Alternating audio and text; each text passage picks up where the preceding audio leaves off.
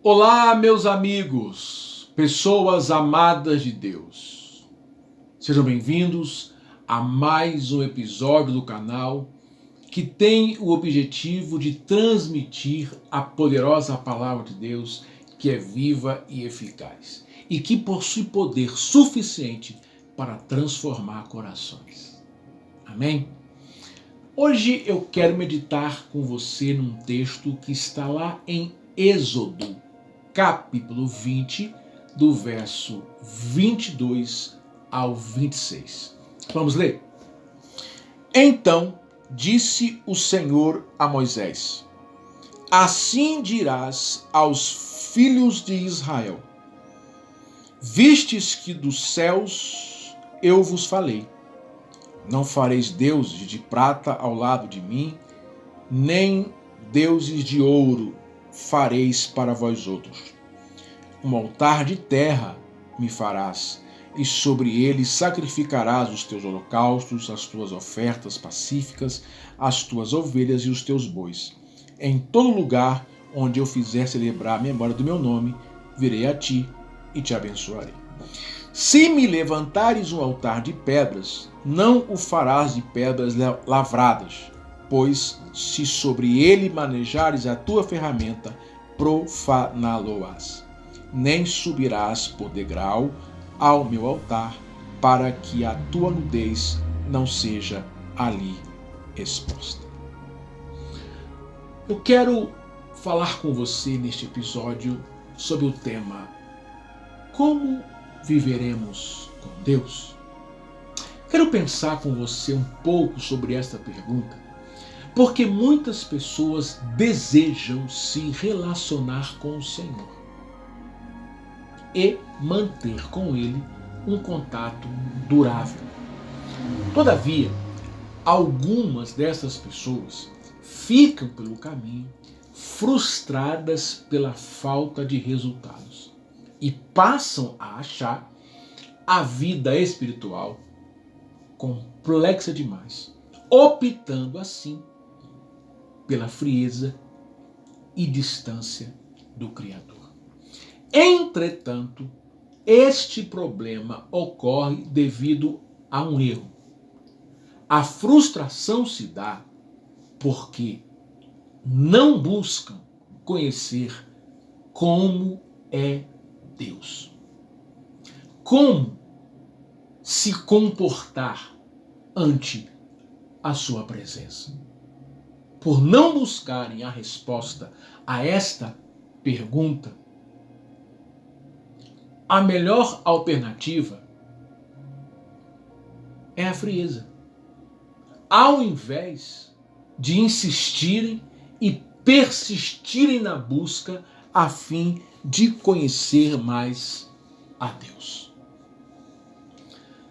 Da mesma forma que é muito bom saber que Deus se importa com a gente, estar ao lado dele implica em se importar pelo seu coração. A isso chamamos de relacionamento, quando há de ambas as partes igual interesse. Amém? Nesse capítulo 20 de Êxodo, vemos o Senhor dando a Israel, os ex-escravos de Faraó, os 10 mandamentos, diretrizes que regeriam o comportamento do povo pós-libertação.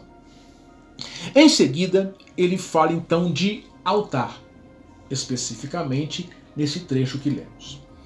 Ele diz como a nação deveria se relacionar com o seu libertador.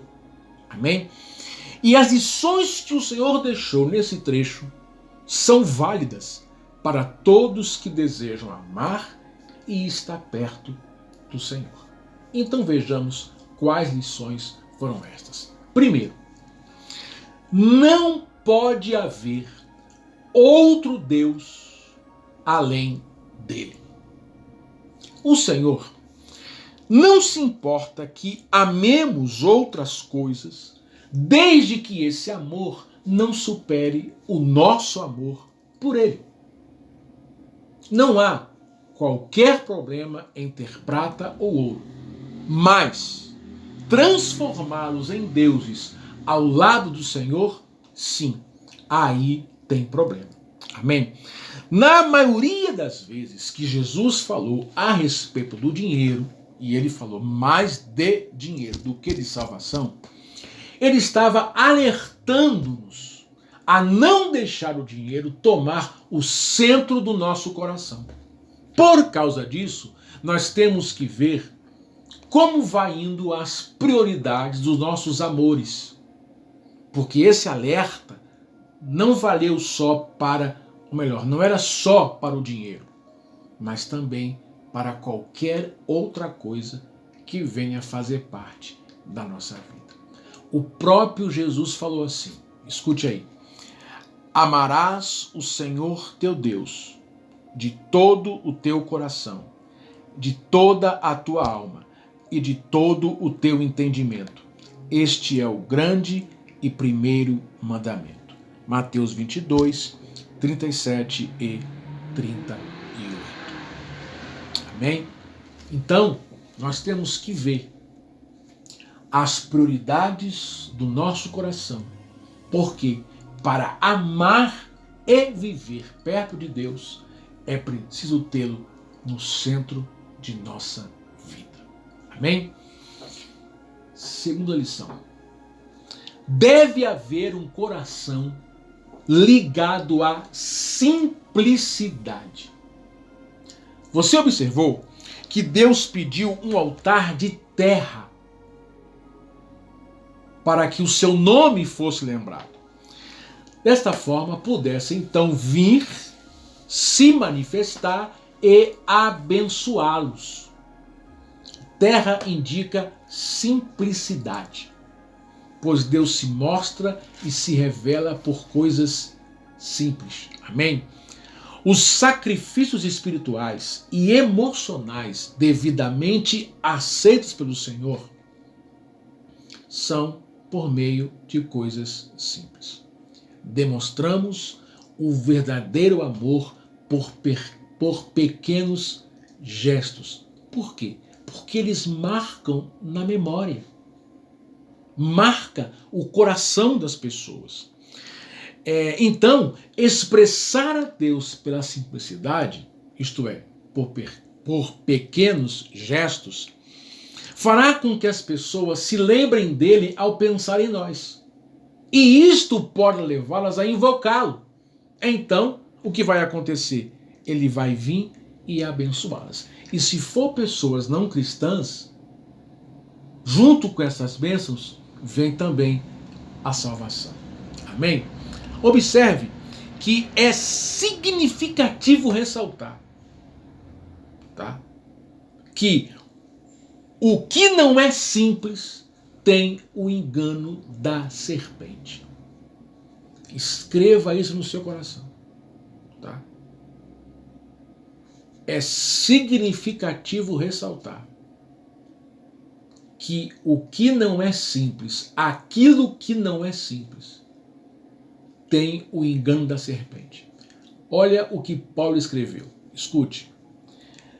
Mas receio que, assim como a serpente enganou Eva com a sua astúcia, assim também seja corrompida a vossa mente e se aparte da simplicidade e pureza devidas a Cristo.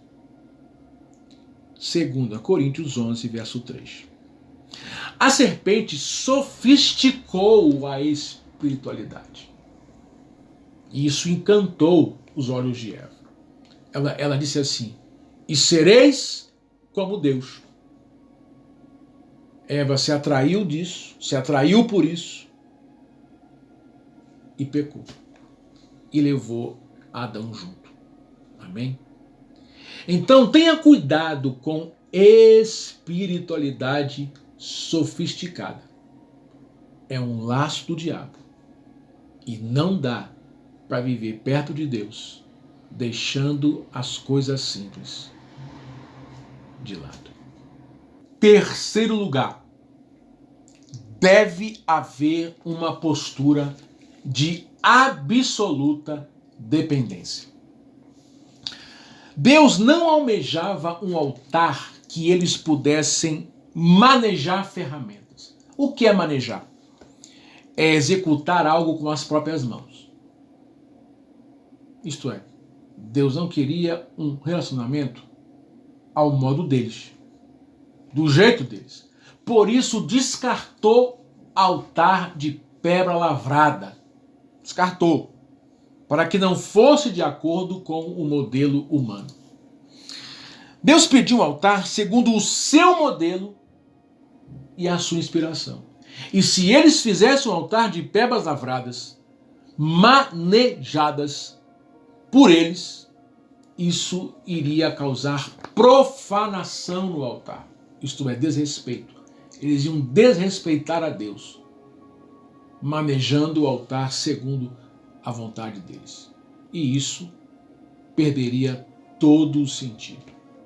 Querido e querida que me ouve, a vida no altar representa permitir que Deus construa a vida dele em nós. É Ele que tem que lavrar o seu caráter em nosso coração de pedra, moldar a sua imagem nele. Amém?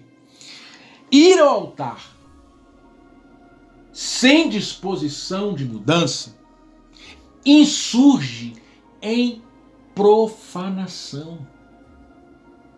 Estamos desrespeitando a santidade de Deus. Escute o que Paulo escreveu. Por esta razão, também nós, desde o dia em que o amamos, não cessamos de orar por vós e de pedir que transbordeis de pleno conhecimento da sua verdade, ou melhor, da sua vontade, em toda a sabedoria e entendimento espiritual, a fim de viverdes de modo digno do Senhor, para o seu inteiro agrado, frutificando em toda boa obra e crescendo no pleno conhecimento de Deus. Colossenses 1, 9 e 10. Paulo está dizendo que a vida que agrada a Deus vem de Deus. É o que ele chama aqui de sabedoria e entendimento espiritual. Isto quer dizer que nós temos que estar totalmente dependentes para receber dele aquilo que o agrada, para que possamos então praticar. Então não dá para andar com Deus, não dá para estar perto de Deus, para viver com Deus ao lado dele, segundo o nosso conceito de certo e de errado. Amém? Quarto lugar, deve haver um coração que absolva humildade. Eles até poderiam fazer um altar de pedra, desde que não fosse lavrada e não construísse degraus. Porque senão, eles teriam que subir no altar para oferecer sacrifício. Com essa atitude, a nudez seria exposta. A vergonha apareceria. Visto que os sacerdotes usavam uma túnica, e geralmente, uma túnica longa até os pés, e geralmente eles não vestiam roupa de baixo. Então, quando subiam no altar, a nudez ia aparecer, ia ser uma vergonha para eles. Amém?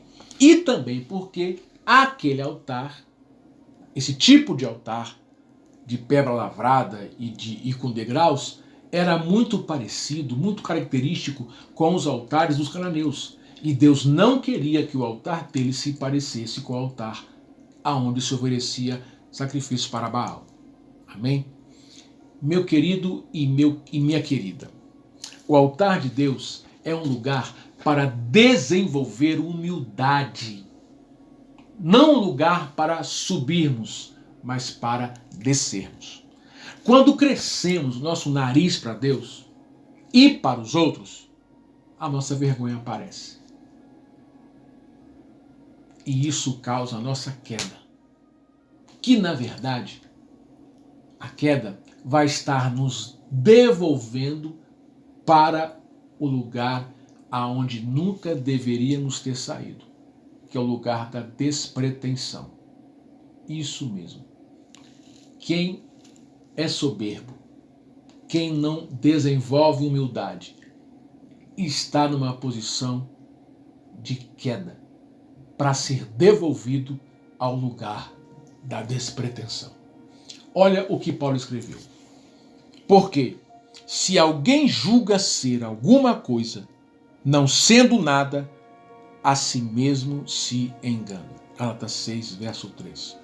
Então, se você pensa que é alguma coisa, pensa que é poderoso, intocável, impecável, você vai cair. O Senhor vai devolver você para o lugar da humildade. Sendo assim, vou deixar você pensando sobre isso. Que o Senhor te abençoe e te guarde. Que o Senhor faça resplandecer o seu rosto sobre ti e tenha misericórdia de ti. E que o Senhor sobre ti levante o seu rosto e te dê a paz. Até a próxima.